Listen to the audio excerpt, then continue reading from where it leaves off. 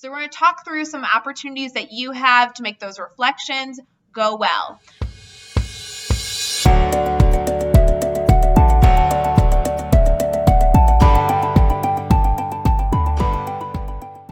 Hey everyone, it's Rae from the Teach Better team, and we are talking all about reflection. I love talking about reflection, and if you follow me on social media, especially if you're in the Teach Better team private Facebook group, I talk about reflection a lot with students. However, we need to have really effective reflection opportunities, not only for ourselves, but for our mentees and student teachers. So we're going to talk through some opportunities that you have to make those reflections go well.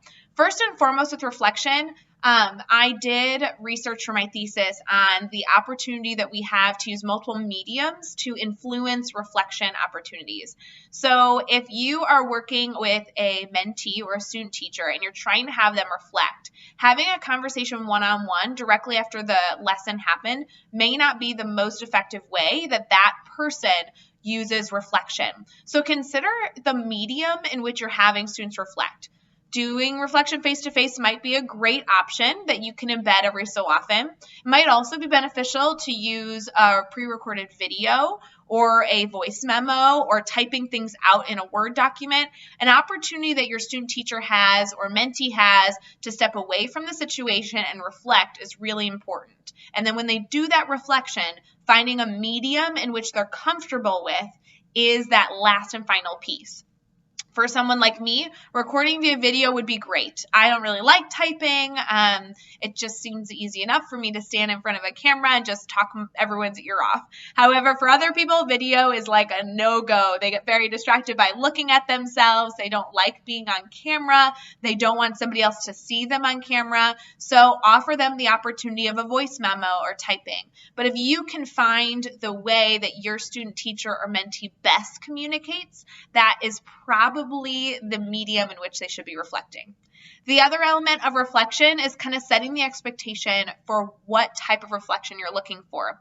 In my own classroom, my students reflect for the last 5 minutes of every single class hour, like every single one. So when they do that, they choose their medium, and there are only 3 things I'm looking for them to share. I want to know what they worked on throughout their day, because my students work through a mastery framework, so they're all kind of working on different things at different times. The next thing I want to know is how well they understood it. So really using our levels of understanding to be able to communicate if they really understood what they were working on. Last piece is setting a goal. So what type of next step are they going to move towards, and how are they going to get there? With those 3 things, that has to be included in the reflection.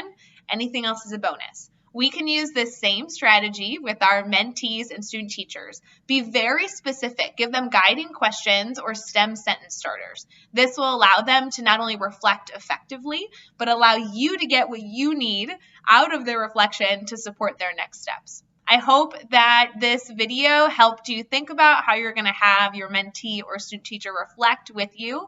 You might choose to have this happen every single day, once a week, once a month, once a quarter, or once a year. But either way, allowing other people around you to reflect and then using those reflections to create next steps can be a really effective way to build a strong teacher.